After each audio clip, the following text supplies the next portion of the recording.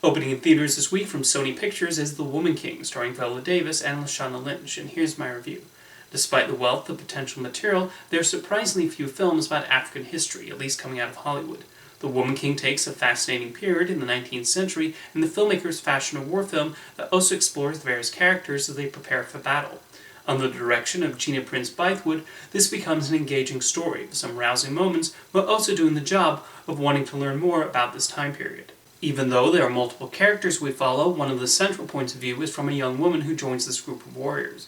This is a smart decision, and Naomi's arc throughout the story is well developed and explored. Her early scenes provide the needed sympathy, and then the film is able to show her gaining her fighting skills and learning about how these warriors battle.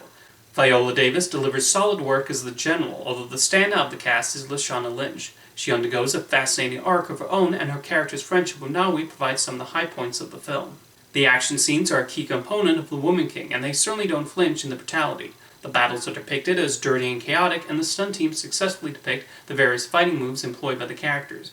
When someone gets injured, it's immediately felt, and we see the impact this has on the characters. The film also explores some tough subject matter through General Niska's backstory, and this is properly developed the more we learn about her. There are genuine stakes when we see the actions of other African tribes and the Portuguese slave traders who arrived to do their dirty business. Even though the movie portrays how violent the Dahomey warriors were, it does admittedly tweak their stance on slavery to make them appear more like the heroes.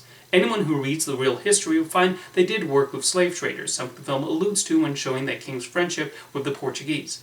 Historical license is to be expected with a major Hollywood production like this, but it does not become too distracting. If the intention was to get viewers to learn about the real people, then the filmmakers did their job.